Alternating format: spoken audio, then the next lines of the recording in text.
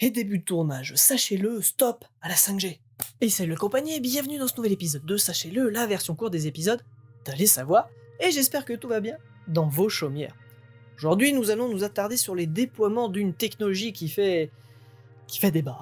Après les compteurs Linky et leurs soi-disant nuisances, le combat est aussi en cours depuis un petit moment maintenant contre la 5G. Mais est-ce vraiment dangereux que cela?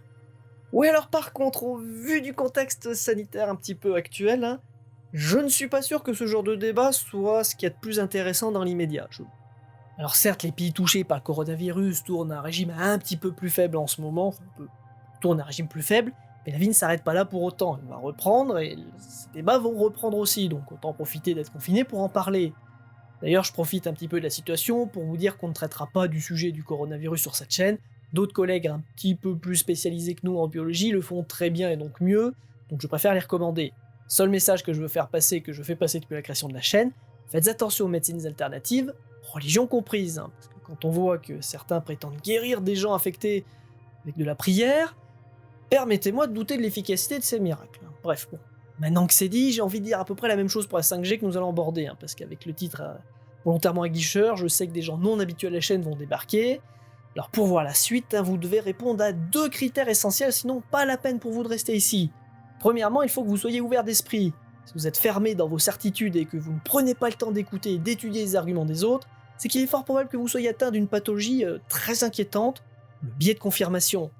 Et puis deuxièmement, si vous faites partie des gens qui pensent que la science et ses protocoles c'est du charlatanisme déguisé car payé par des lobbyistes et des sociétés secrètes, bref, vous connaissez la sortie et vous reconnaîtrez donc voilà.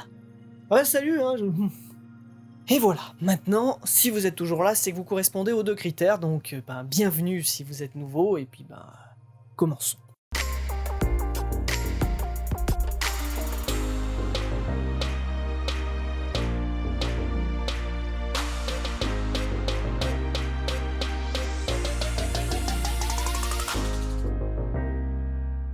Alors pour commencer, qu'est-ce que la 5G?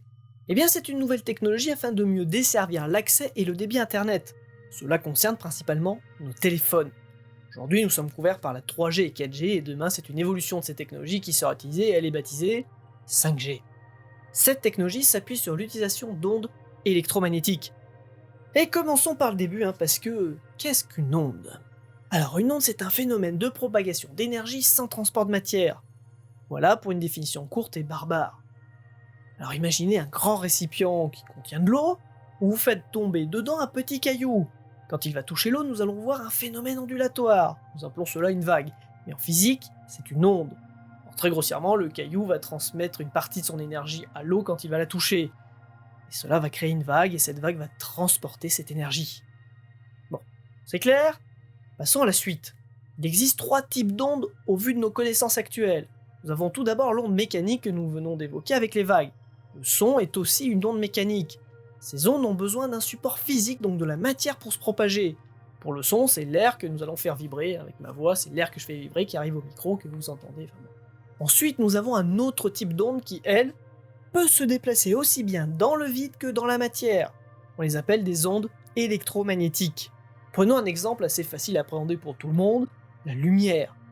C'est justement parce que la lumière est une onde électromagnétique que nous pouvons percevoir par exemple le soleil, la lune, les étoiles qui sont dans notre ciel, car le trajet entre ces corps célestes et le nôtre est composé de vide, donc pas de support physique. Et puis nous avons un 3e type d'onde que nous n'allons faire qu'évoquer parce qu'on s'éloignerait beaucoup trop de notre sujet pour tenter de vous les faire comprendre, on les appelle les ondes gravitationnelles.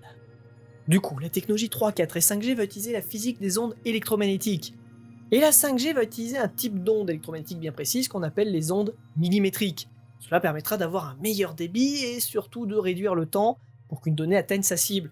Ce qui est cool, mais bien sûr d'autres problèmes apparaissent comme par exemple la portée des ondes qui est plus faible. Bref, voilà pour les détails un petit peu techniques, j'espère ne pas trop vous avoir perdu.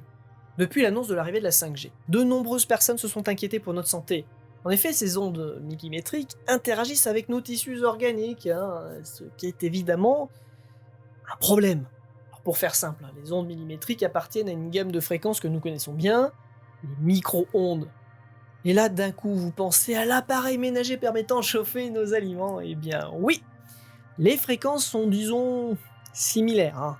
Bon, après, la gamme de fréquences des micro-ondes reste assez large, mais vous comprenez pourquoi il existe des inquiétudes de la part de certains. Va-t-on finir par cuire avec cette technologie 5G, hein? Bon, je pense que je n'ai pas besoin de rentrer plus dans les détails, vous avez compris qu'il faut manipuler ces ondes avec précaution si l'on veut préserver notre santé, hein. Par contre, relativisons un petit peu parce que ce n'est pas la première technologie qui utilise des ondes un petit peu sensibles pour notre santé. Le tout est de bien tout contrôler. D'ailleurs, en parlant de contrôle, il existe une organisation au niveau mondial qui gère cela. Elle s'appelle la Commission internationale de protection contre les rayonnements non ionisants. Celle-ci est basée en Allemagne et c'est une organisation qui est indépendante et qui est reconnue par l'Organisation mondiale de la santé. Ils vont émettre de temps en temps des directives et études sur les ondes afin d'éviter tout problème de santé lié à l'utilisation des ondes. Des directives avaient été mises en 1998 et avaient été gardées jusqu'aujourd'hui parce que tout ce qui était la 3, 4G, le Wi-Fi restait dans ce cadre-là, mais la 5G sort un petit peu du cadre établi à cette époque-là. Du coup, il a fallu reprendre toute la littérature scientifique sur le sujet afin d'étudier les potentiels effets néfastes. Tout a été étudié, en passant des fréquences aux puissances, mais aussi au niveau de la santé, avec les problèmes cardiovasculaires, la fertilité, le cancer, le système immunitaire ou encore le développement des enfants. Rien n'a été laissé de côté, hein. Il y a 44 pages, je vous invite à les lire, c'est dans la description. Bref. Concernant la conclusion, elle est sans appel. La puissance et les fréquences utilisées ne vont que très peu pénétrer notre corps. En effet, les puissances seront assez faibles, et les ondes ne dépasseront pas les premières couches de notre épiderme. Aucune preuve n'a été trouvée montrant qu'il y aurait des effets néfastes sur notre santé. Donc au final, pas de réelle inquiétude à avoir sur le sujet. Bon, au moins c'est cool, ça soit pas dangereux pour nous. Par contre, est-ce qu'on en a vraiment besoin? Parce que là, je regarde la vidéo sur une bonne qualité de téléphone, machin, etc. Bon, on a vraiment besoin d'un meilleur débit.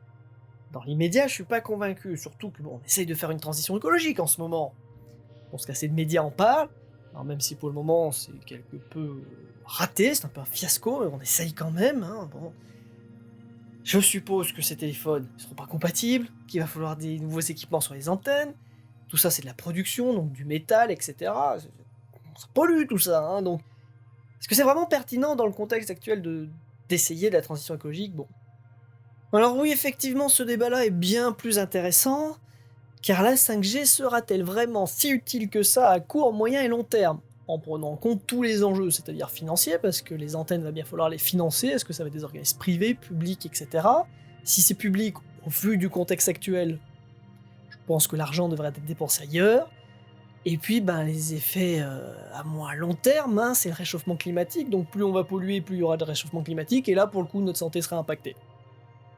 Et sur cette conclusion ouverte encore plus inquiétante que la situation actuelle, merci à vous de nous avoir suivis. Et n'oubliez pas de mettre le petit pouce vers le haut ou le petit pouce vers le bas pour que je puisse savoir si vous avez aimé ou non cet épisode, de partager, de commenter, de vous abonner, de cliquer la cloche. Je vous donne rendez-vous lundi prochain pour un épisode, enfin, il y aura 2 épisodes la semaine prochaine, le premier sera lundi et l'autre, vous verrez. Bref, je ne vous en dis pas plus, à la semaine prochaine. Oui, j'ai pas pu m'empêcher d'écouter quand même, hein. Je suis déjà parti il y a pas longtemps et bon, j'ai pris une bonne brasse et en plus de pas avoir mon salaire, enfin bon, bref. Passe les détails, j'ai pas trop le choix, j'étais obligé de rester. Bref, par contre, je suis pas trop convaincu par ce qu'ils ont dit avant, hein. Pas sûr, hein, parce que le coût de la 3G, 4G, Wi-Fi, que c'est la même onde que la lumière, ça voudrait dire quand même que les électrosensibles, en fait, ils supportent pas la lumière non plus. Ce serait un peu ridicule. Pour ça, j'y crois pas trop, ça. Faites gaffe, hein, faites gaffe. Faites des recherches. Bon, je compte sur vous, hein. Merci à vous. Fin de tournage.